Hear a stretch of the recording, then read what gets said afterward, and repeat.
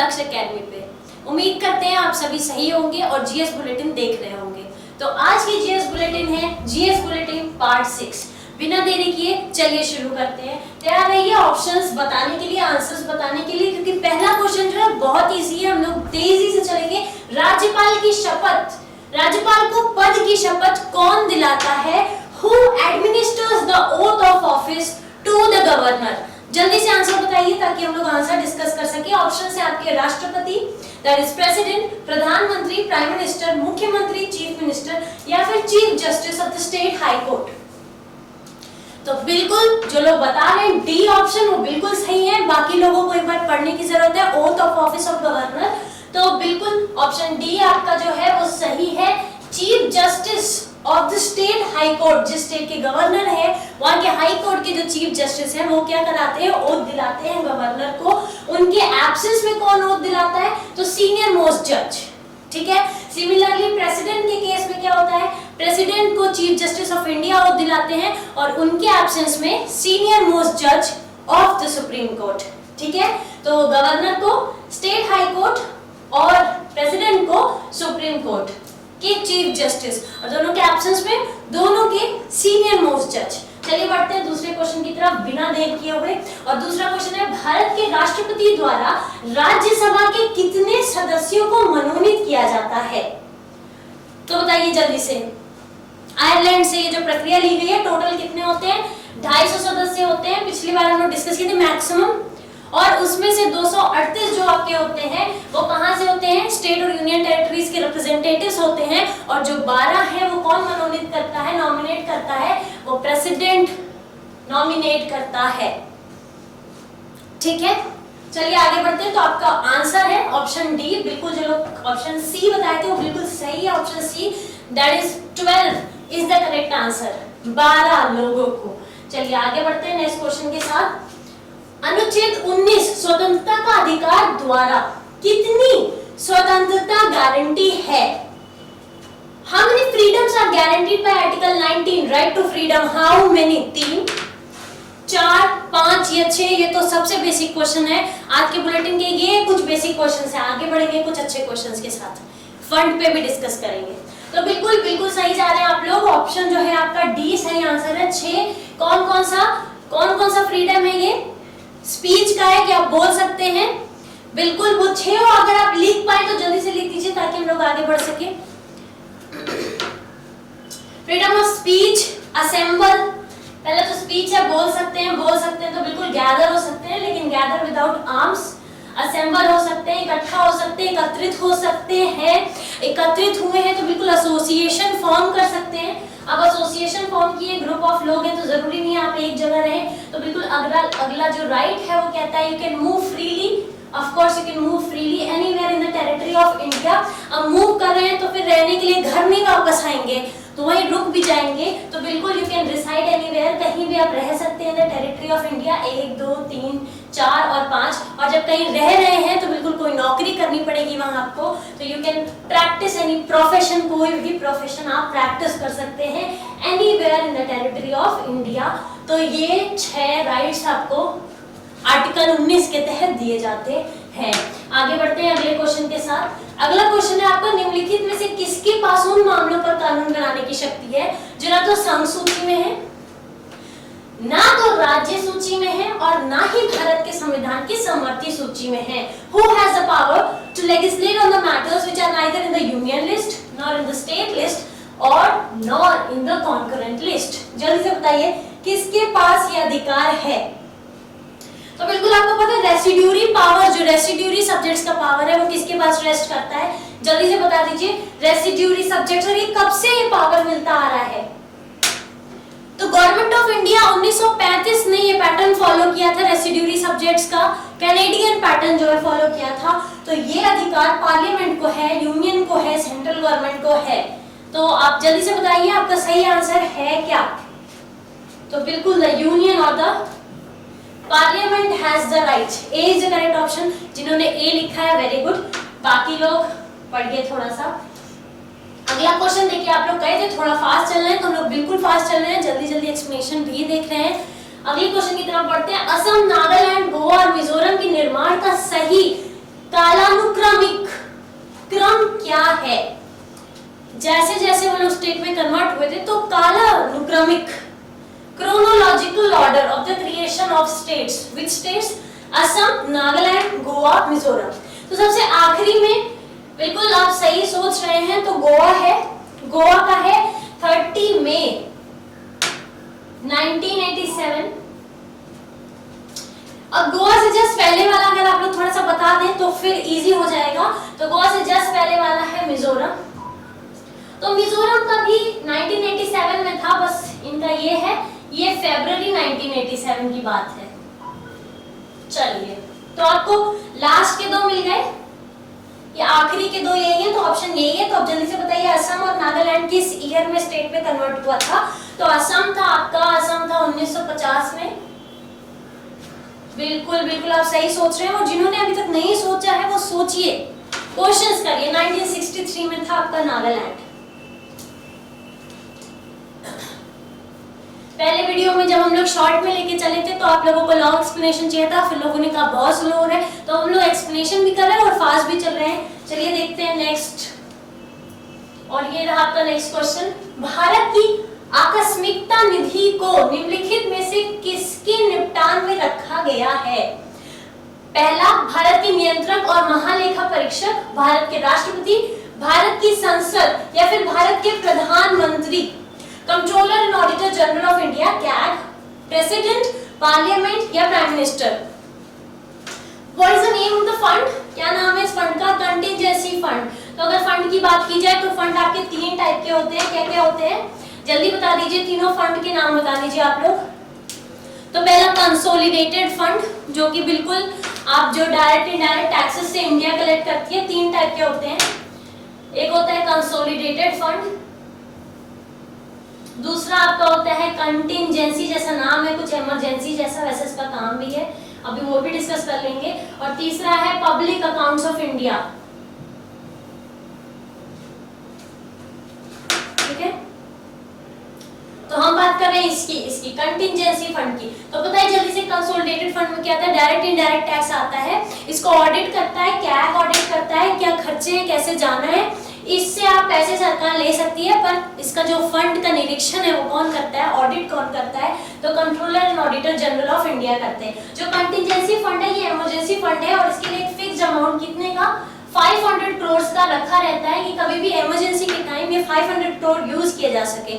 Article 267(1) के तहत ये आता है, और स्टेट का जो है स्टेट भी यूज कर सकता है, वो है आर्टिकल 267(2) के तहत। फिर पब्लिक अकाउंट्स ऑफ इंडिया में जो भी सेविंग्स अकाउंट है, जो भी डायरेक्ट पैसे जाते हुए, वो सारे यहाँ मेंटेन होते हैं। इसको भी कैग ऑडिट करता है, इसके लिए आपको कोई प्रायर परमिशन की जरूरत नहीं है। पर कंटिंजेंसी फंड जो है वो फाइनेंस मिनिस्टर के अंदर रखा होता है। किसके अंदर? Finance minister. और इसको रिलीज कौन करता है, जो कि आपका क्वेश्चन है, तो इसको रिलीज करता है प्रेसिडेंट। तो कंटिंजेंसी फंड यूनियन और स्टेट का जो है 267(1) और 267(2) के तहत आता है। जल्दी जल्दी देखिए, फास्ट चल रहे हैं हम लोग। कंसोलिडेटेड फंड 266(1) में आता है। आर्टिकल्स भी देखते चल रहे हैं। देखिए तीन तरह के अकाउंट हमने देखे, कब कब होता है, कितना फिक्स अमाउंट होता है, कैसे रिलीज होता है, मेंटेन कौन करता है, फाइनेंस मिनिस्ट्री, लेकिन रिलीज कौन करता है, प्रेसिडेंट रिलीज करता है। उसके बाद स्टेट का इसके तहत, और 267(2) के तहत, यूनियन का 267(1), स्टेट का 267(2) के तहत। उसके बाद 266(1) के तहत आप कंसोलिडेटेड फंड्स को जो है रिलीज करवा सकते हैं। तो ये एक ओवरव्यू शॉर्ट सा जल्दी से फंड के बारे में। आर्थिक और सामाजिक नियोजन निम्नलिखित में से किसके अंतर्गत आता है, जल्दी से बताइए। इकोनॉमिक एंड सोशल प्लानिंग कौन सी लिस्ट में आता है? Union list, state list, concurrent list, none of the above. Union list में क्या क्या सब्जेक्ट्स आते हैं, जल्दी से बता दीजिए। तो आपका आता है डेवलपमेंट हो गया, डिफेंस हो गया, रेलवे हो गया, ये सब यूनियन लिस्ट के तहत आता है। स्टेट लिस्ट में क्या क्या आता है? ट्रेड हो गया, एग्रीकल्चर हो गया, पुलिस हो गई आपकी। ठीक है, तो जल्दी से बताइए। तो बिल्कुल आंसर बिल्कुल सही है, आप लोग सही सोच रहे हैं। ये कंकरेंट लिस्ट यानी कि समवर्ती सूची के तहत आता है, बिल्कुल सही आंसर है। पढ़ते हैं नेक्स्ट क्वेश्चन की तरफ। चलिए, अगले क्वेश्चन में क्या है, निम्नलिखित में से कौन सा अनुच्छेद भारत के बाहर रहने वाले भारतीय मूल के कुछ व्यक्तियों के नागरिकता के अधिकारों से संबंधित है? आर्टिकल 6, 7, 8, 9, जल्दी से बताइए। आर्टिकल 6 सबसे पहले बता दें क्या है, कि वो लोग जो पाकिस्तान माइग्रेट कर चुके हैं, पाकिस्तान से माइग्रेट कर चुके हैं, यहाँ पे अगला है पाकिस्तान जा चुके हैं। अगला जो है आर्टिकल 8 और आर्टिकल 9, आप आंसर बताइए। चारों अनुच्छेद हम लोग डिस्कस करते हैं।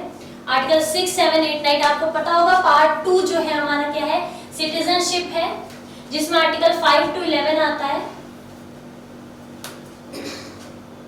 आर्टिकल 5 कहता है कि जो भी सिटीजन है at the commencement of the constitution, उस टाइम से वो कौन कौन है, जो बाय बर्थ है, जो बिल्कुल पार्टीशन में अलग नहीं हुए थे, जिनके मदर या फादर पहले से यहाँ पर रिसाइड किए हैं, वो सब इंडियन सिटीजन्स होंगे। आर्टिकल 6 क्या कहता है कि जो लोग पाकिस्तान से इंडिया आए हैं वो सिटीजन होंगे कि नहीं होंगे, तो उनके लिए कुछ ग्राउंड्स बनाए गए कि वो लोग कब आए होंगे। तो अगर वो लोग 19 जुलाई 1948 से पहले आए होंगे तो बिल्कुल उनको माना जाएगा, क्या माना जाएगा, सिटीजन माना जाएगा। प्लस फिर किसी के अगर मदर फादर पहले से इंडियन है तो फिर उनको भी सिटीजनशिप का अधिकार दिया जाएगा। ऐसे आर्टिकल 7 बताता है कि जो लोग विलिंगली पाकिस्तान चले गए हैं, तो आपको पता होगा इंडिया में सिंगल सिटीजनशिप है, कोई भी अगर इंडिया छोड़ के जाता है तो फिर वो सिटीजनशिप उससे छीन ली जाती है। हमारा क्वेश्चन क्या था, कुछ व्यक्तियों की नागरिकता के अधिकार, कौन से, जो भारतीय मूल के हैं लेकिन भारत के बाहर रह रहे हैं। तो बिल्कुल आर्टिकल 8 आपका आंसर है। आर्टिकल 8 और 9 पढ़ लीजिए। देखिए इससे रिलेटेड, सिटीजनशिप से रिलेटेड आपके कार्ड भी बनते हैं, PIO कार्ड, तो ये सब चीजें भी एक बार सिटीजनशिप के तहत देख लीजिए। OCI क्या है, OIC क्या है, ये जो कार्ड्स होते हैं लोगों के पास, ये कब मिलते हैं इनको, और इनके पास क्या क्या अधिकार होते हैं, क्या ये एक्चुअली सिटीजन की तरह रह सकते हैं कि नहीं रह सकते।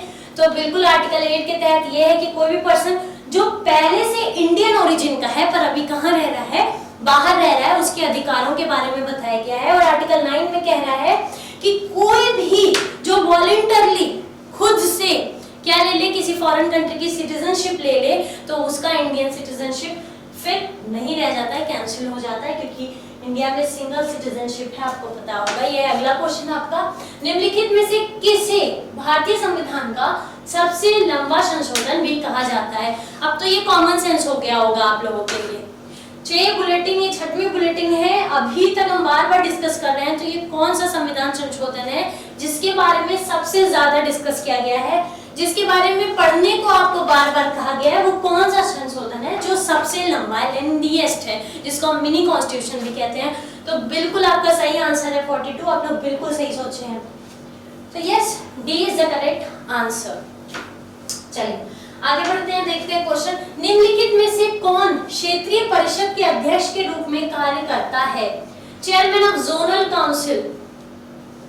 जोनल काउंसिल, अब देखिए सब जगह प्राइम मिनिस्टर और प्रेसिडेंट नहीं होते हैं, तो थोड़ा सा और सोचिए।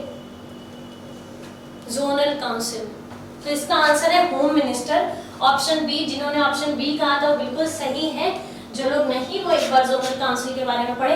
तो हम लोग हर बार हर वीडियो में एक काउंसिल, एक कमेटी के बारे में आपको पढ़ने को कहा जाता है। तो आज का है आपका जोनल काउंसिल, आज का टॉपिक पढ़िएगा। इंटर स्टेट, इंटर पार्लियामेंट्री, सारे काउंसिल्स के बारे में कहा गया पढ़ने को। अगर आप लोग अभी तक नहीं पढ़े हैं तो देख लीजिए जाके। सर्वोच्च न्यायालय ने भारत के संविधान के किस अनुच्छेद के तहत निजता के अधिकार को मौलिक अधिकार घोषित किया है? Supreme Court has declared right to privacy as fundamental right under which article of the Indian Constitution? Article 18, 19, 20, 21.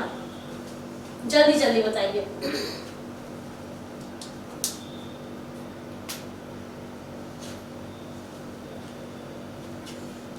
Article 18 क्या है आपका?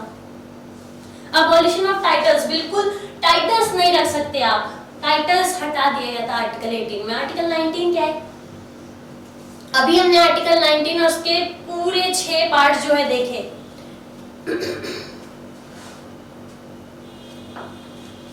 फिर आर्टिकल 20 क्या है? प्रोटेक्शन। थोड़ा सा protection in conviction of offences. कभी भी आपने गलती की है तो उस केसेस में कैसे कैसे आप अपने राइट्स मांग सकते हैं, खुद को प्रोटेक्ट कर सकते हैं। और आर्टिकल 21 क्या है? आर्टिकल 21 ही आपका सही आंसर है। जो लोग आर्टिकल 21 बोले वो बिल्कुल सही है। इसके अंडर ही राइट टू प्राइवेसी को फंडामेंटल राइट कहा गया है। Right to life article 21 A के तहत राइट टू एजुकेशन भी दिया गया है, आपको शिक्षा का अधिकार दिया गया है। चलिए नेक्स्ट क्वेश्चन, ब्रिटिश भारत के दौरान किस अधिनियम ने राष्ट्रपति को अध्यादेश जारी करने की शक्ति प्रदान की? कौन सा अधिनियम है? ये बार बार 1909 1919 रिपीट हो चुका है। जल्दी से बताइए इस समय सेक्रेटरी कौन था और गवर्नर जनरल कौन थे? जल्दी बताइए। ये जो बाद वाले हैं ये मॉन्टेग चेम्सफोर्ड रिफॉर्म था, याद होगा आपको। और ये कौन सा था? एम से ये भी थे, तो हाँ मॉर्ले मिंटो। जितना टाइम लगता है मुझे लिखने में उतने टाइम में आप लोग आंसर कर सकते हैं। Montagu Chelmsford reform. Government of India act 1935 again बहुत इंपॉर्टेंट है। जितनी बार ये इंपॉर्टेंट कहा जाए जान लीजिए कि बस यही है सारे सवालों के, मैक्सिमम सवालों के जवाब यही है। बहुत इंपॉर्टेंट है, इसको पढ़ लीजिए, बिल्कुल यही आंसर है। ठीक है, यही ऑप्शन सी आपका करेक्ट आंसर है। और इंडियन इंडिपेंडेंस एक्ट जो था उसमें secretary of state, crown, British crown, इन सारे पावर्स को जो है वो खत्म कर दिया गया और बताया गया कि कैसे अब इंडिया इंडिपेंडेंट है। तो बिल्कुल आगे बढ़ते हैं बिना देर के, क्योंकि आप लोगों को क्वेश्चन रैपिड फायर में चाहिए। तो देखते हैं क्वेश्चन नंबर 163। तो आपका क्वेश्चन है, भारतीय संविधान की किस अनुसूची में संघ और राज्यों के बीच शक्तियों के विभाजन का उल्लेख है? तो 6th schedule, 7th schedule, 8th और 9th, 6, 7, 8 या 9वीं अनुसूची, कौन सा आंसर सही है? जल्दी से बताइए। तो 6वीं अनुसूची जो बार बार हम लोग देखते चले आ रहे हैं, कई बार से रिपीटेड है, तो एडमिनिस्ट्रेशन ऑफ ट्राइबल एरियाज है, ये आदिवासियों का जो एरियाज है, कहाँ के? नॉर्थ ईस्टर्न स्टेट्स के।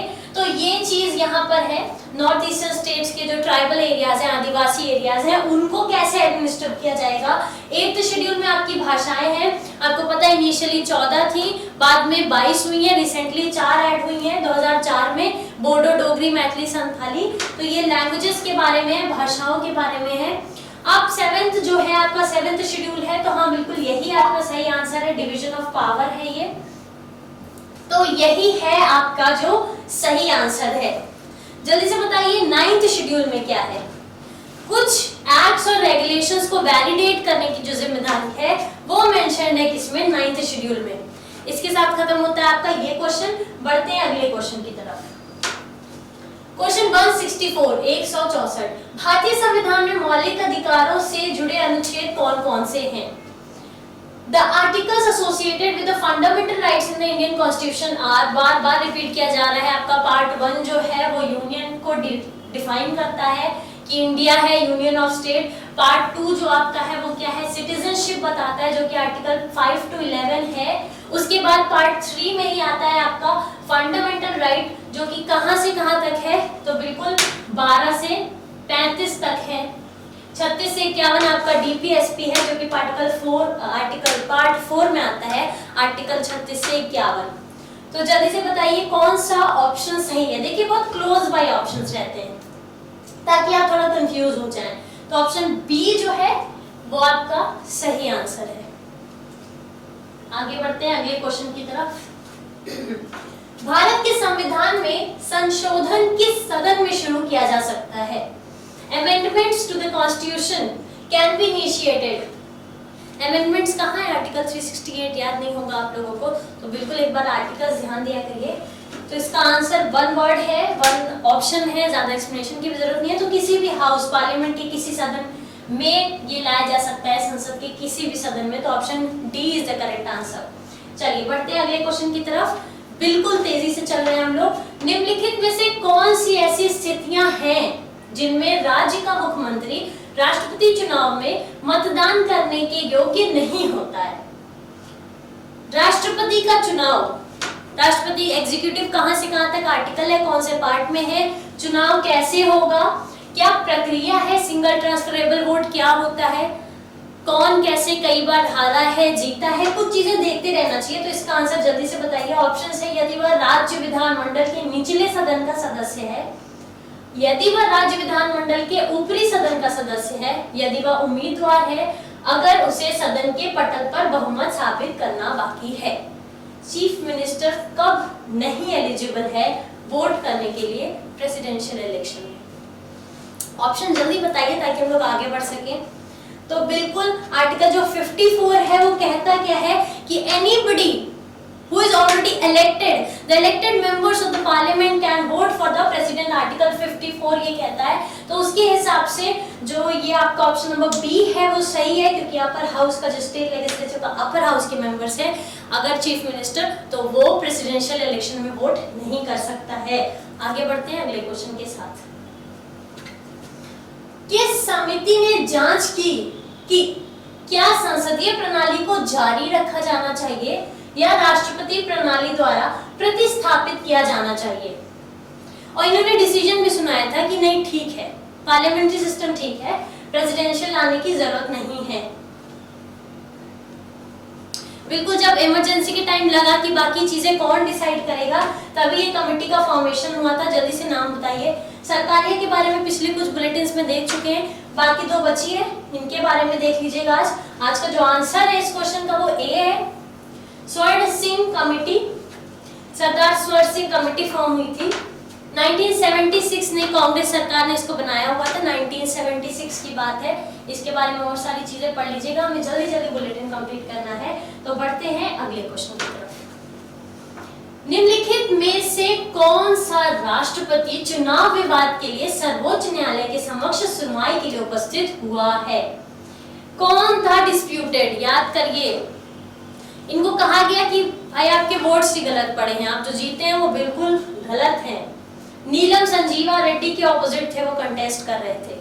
वो जल्दी बताएं उनका नाम क्या है?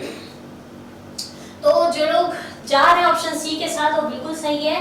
वीवी गिरी जो है वो आपका सही ऑप्शन है। ये जीत गए थे कई सारे वोट्स के साथ अगेंस्ट नीलम संजीवा रेड्डी। तो ऑप्शन सी आपका करेक्ट ऑप्शन है। इनका बड़ा डिस्प्यूट हुआ था बहुत ज्यादा। दूसरे राउंड में ये कंप्लीटली मेजॉरिटी से प्रेसिडेंशियल इलेक्शन जीत गए थे। निम्नलिखित में से किसे भारत के राष्ट्रपति द्वारा नियुक्त नहीं किया जा सकता? तो सबसे पहले आप लिस्ट बना लीजिए कि भारत के राष्ट्रपति किसको किसको नियुक्त करते हैं। प्राइम मिनिस्टर से लेकर बहुत सारे लोग हैं, चीफ जस्टिस हैं, आपके गवर्नर भी हैं,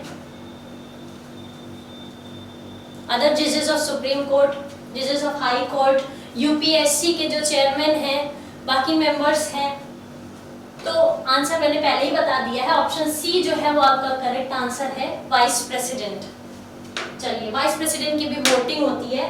बिल्कुल कैसे वोटिंग होती है प्रेसिडेंट वाइस प्रेसिडेंट की, एक बार देख लीजिए जो प्रक्रिया है वोटिंग सिस्टम। प्रधानमंत्री के संबंध में निम्नलिखित में से कौन सा कथन सही है? Which of the following statements are correct with respect to the Prime Minister? पहला, वह उन व्यक्तियों को सिफारिश करता है जिन्हें राष्ट्रपति द्वारा मंत्री के रूप में नियुक्त किया जा सकता है। तो बिल्कुल ये हमने दूसरे या तीसरे बुलेटिन में देखा था कि प्रेसिडेंट बिल्कुल बनाता है, लोगों को बनाता है, लेकिन वो प्राइम मिनिस्टर की सलाह लेता है। तो वो मिनिस्ट्री जो है वो एक तरह से प्राइम मिनिस्टर ही डिसाइड करते हैं। वह मंत्री परिषद की बैठक की अध्यक्षता करता है, तो सही है। वह पद के त्यागपत्र देकर मंत्री परिषद का पतन करा सकता है। अब ऑप्शंस देख लेते हैं। ऑप्शन है केवल एक और दो, केवल तीन या उपरोक्त में से सभी। काफी क्लोज है, जिनको कंफ्यूजन है वो बिल्कुल ऑप्शन डी के साथ जा सकते हैं। एलिमिनेशन करके जो है आप ऑप्शंस देखिए, तो ऑप्शन डी आपका सही है। आपका चुनाव बिल्कुल सही था। और जो लोग आंसर नहीं दे रहे हैं वो हम लोग इसीलिए फास्ट चल रहे हैं ताकि आप आंसर दें और हम नेक्स्ट क्वेश्चन की तरफ बढ़े।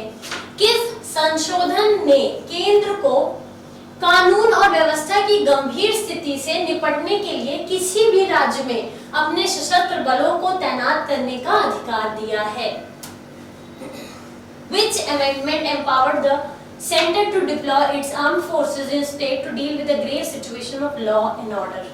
बहुत ही महत्वपूर्ण है ये जो हमारा क्वेश्चन है और ये जो हमारा अमेंडमेंट एक्ट है। बार बार रिपीट किया जा रहा है कि मिनी कॉन्स्टिट्यूशन पढ़ लीजिए। अगर हम लोग आज 171वें क्वेश्चन पे हैं तो उसमें से 10 से 15 क्वेश्चन आराम से बन चुके हैं जो कि 42वें संविधान संशोधन द्वारा बने हैं। तो ये आंसर भी आपका ए है जो है 42nd अमेंडमेंट एक्ट 1976। जो लोग अभी तक नहीं पढ़े हैं 42 और 44 बहुत इंपॉर्टेंट है, पढ़ लीजिए। बार बार आपसे कहा जा रहा है 15 से 20 क्वेश्चन हम लोग कर चुके हैं 42nd से अकेले। चलिए आगे बढ़ते हैं नेक्स्ट क्वेश्चन के साथ। राष्ट्रीय न्यायिक नियुक्ति आयोग की स्थापना किस संशोधन अधिनियम द्वारा हुई थी? National judicial appointment commission. ये आपका रैपिड फायर राउंड शुरू हो चुका है, जल्दी से आंसर देते चलिए, हम लोग देखते चलिए कौन कौन सा क्वेश्चन है। एनजेएसी के बारे में हमने देखा था, 2014 में आया था, 15 में इसको डिसॉल्व कर दिया गया था। इसके मेंबर्स कौन कौन थे? तो चीफ जस्टिस से 2 लॉ मिनिस्टर थे, 2 प्रोमिनेंट पर्सनालिटी जिनको इंक्लूड करने के लिए एक सब कमीशन बनाया जाएगा, plus law minister. Law minister के होने से सुप्रीम कोर्ट ने कहा कि जो इंडिपेंडेंस जुडिशरी की वो खत्म हो जाएगी, इसलिए इसको डिसॉल्व कर दिया गया। तो आंसर आपको मिल ही गया क्योंकि 2014 में आया था, 2015 में चला गया। आंसर सी जो है वो आपका सही ऑप्शन है। चलिए आगे बढ़ते हैं, रैपिड फायर राउंड का दूसरा क्वेश्चन। निम्नलिखित में से कौन सर्वोच्च न्यायालय के न्यायाधीश के रूप में नियुक्त होने के लिए आवश्यक योग्यताओं का प्रतिनिधित्व करता है? Which of the following represent the qualifications needed to be appointed as a judge of Supreme Court? Person should have been a judge of High Court for at least 5 years.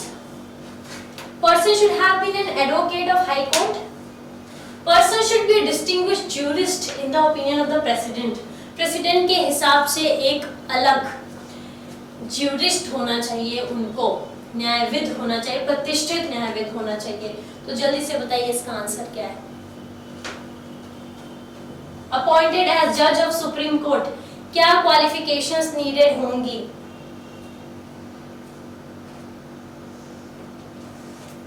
तो बिल्कुल सारी क्वालिफिकेशन जरूरी हैं। अगर अभी भी आप confused हैं कि कैसे क्या क्या क्वालिफिकेशन चाहिए तो ये चारों ऑप्शन जो है एक बार देख लीजिए, तीनों ऑप्शन यही आपके सही आंसर हैं। सर्वोच्च न्यायालय ने भारत के सर्वोच्च न्यायालय के न्यायाधीशों की नियुक्ति के लिए कॉलेजियम प्रणाली को किस वर्ष में अपनाया था? In which year the Supreme Court adopted the collegium system for the appointment of judges of Supreme Court of India? बताइए जल्दी से, किस साल की बात है? 2 मिनट का क्वेश्चन है ये, तो बिल्कुल ये 1993 की बात है। Option A is the correct answer. चलिए बढ़ते हैं अगले क्वेश्चन की तरफ। निम्नलिखित में से किसके पास भारत में कहीं भी किसी मामले को स्थानांतरित करने की शक्ति है? Which of the following has a power to transfer any case anywhere in India? आपको पता होगा, हम लोग रिट्स भी पढ़े थे, उस टाइम भी बताया था मैंने क्वेश्चन के टाइम में ही कि कौन पावर, किसके पास ये पावर है कि कोई भी केस ट्रांसफर कर सकता है। तो बिल्कुल आप लोग सही जा रहे हैं, ऑप्शन सी जो है आपका सही ऑप्शन है। Supreme court has that power, बिल्कुल सुप्रीम कोर्ट के पास ये पावर होता है। सर्वोच्च न्यायालय के न्यायाधीशों की नियुक्ति कौन करता है? Who appoints the judges of Supreme Court? अभी बताया था मैंने जब हम लोग डिस्कस कर रहे थे कि प्रेसिडेंट किसकी नियुक्ति करता है। तो बिल्कुल आंसर आपको पता चल गया, एकदम रैपिड फायर जैसा क्वेश्चन था और वैसे ही आंसर था। तो प्रेसिडेंट ही हैं जो नियुक्त करते हैं, ऑप्शन बी आपका सही आंसर है।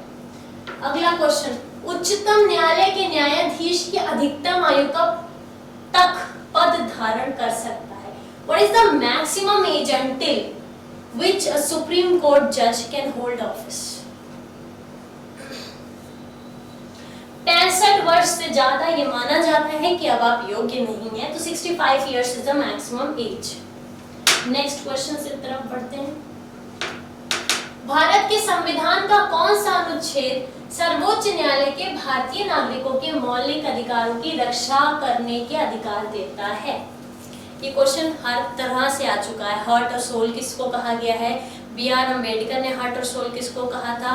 राइट टू कॉन्स्टिट्यूशनल रेमेडीज है कहाँ? ये क्वेश्चन भी हम लोग कम से कम 10 से 15 बार देख चुके हैं। बिल्कुल ऑप्शन डी आपका article 32 is the correct answer. आगे बढ़ते हैं नेक्स्ट क्वेश्चन की तरफ। निम्नलिखित में से कौन से भारत के क्षेत्र में आता है? Which of the following comes under the territory of India? Bharat के क्षेत्र में राज्य, केंद्र शासित प्रदेश, भारत के क्षेत्र में कुछ समय के लिए शासित शामिल कोई अन्य क्षेत्र। States, Union Territories, any other area for the time being included in the territory of India. उपरोक्त में से सभी। इस टाइप का क्वेश्चन थोड़े और डिफरेंट लैंग्वेज में हम लोग पिछले बुलेटिन में देखे थे। ऑप्शन डी इज द सही आंसर। निम्नलिखित में से कौन सा अनुच्छेद भारत के क्षेत्र के भीतर व्यापार, वाणिज्य और संभोग से संबंधित है? Which of the following articles of Indian Constitution is related with trade, commerce and intercourse? ये अगर आप लोगों को ध्यान होगा तो इसका एक एक आर्टिकल हम लोग डिस्कस कर चुके हैं। ये ऑप्शन दूसरे हैं पर क्वेश्चन सेम है। आंसर बताइए जल्दी से। 300 से 306, 401 से 407, ये सब अलग अलग पार्ट्स के आर्टिकल हैं। 365 से 387 और 301 से 307 कौन सा सही है? याद होगा 300 के बारे में कुछ हमने देखा था। 300A के अंतर्गत ही राइट ऑफ प्रॉपर्टी को लीगल राइट हमको प्रोवाइड किया गया है। तो आर्टिकल 300 जो है वो पार्ट 12 के अंडर आता है और यहीं पर पार्ट 12 खत्म भी हो जाता है 300A राइट टू प्रॉपर्टी देके। फिर 301 से 307 जो है वो आपका कहाँ आता है? पार्ट 13 में आता है। फिर उसके बाद 308 ऑनवर्ड्स है। तो जो ऑप्शन आपका कौन सा सही होगा जल्दी से बताइए। बिल्कुल सही जा रहे हैं आप लोग। ऑप्शन डी जो है आपका सही आंसर है। ये थोड़े से आर्टिकल्स एक साथ नहीं दिए, ये अलग अलग पार्ट्स के सारे आर्टिकल्स हैं। सिर्फ ये आर्टिकल्स हैं जो एक पार्ट से लिए गए हैं, तो वैसे ही आप ऑप्शन एलिमिनेट कर सकते हैं। 300 ये अलग पार्ट का है, 306 ये यहाँ का है पार्ट 13 का। फिर ये भी अपने अलग अलग हैं, ये भी जो है वो सही ऑर्डर में नहीं है, दोनों दो अलग अलग पार्ट के हैं। इसमें दो पार्ट्स के आर्टिकल्स हैं, तो 10 हम एलिमिनेशन के प्रोसेस से ऑप्शन डी बता सकते थे। तो ये है आज के 30 क्वेश्चंस। आई होप आज का बुलेटिन आपको पसंद आया हो। तेजी हम लोग जल्दी से क्वेश्चन किए थे, सारे ऑप्शंस भी देखे थे। जो भी आपको दिक्कत हो, परेशानी हो, कमेंट करते हुए चलिए। देखते रहिए जीएस बुलेटिन। अगले पार्ट के लिए तैयार रहिए शाम 5 बजे। ऑप्शंस आंसर देते रहा करके साथ साथ जुड़े रहिए लक्ष्य एकेडमी के साथ। चैनल को सब्सक्राइब करना ना भूलें, वीडियो को लाइक करें और ऐप डाउनलोड करना ना भूलें। धन्यवाद।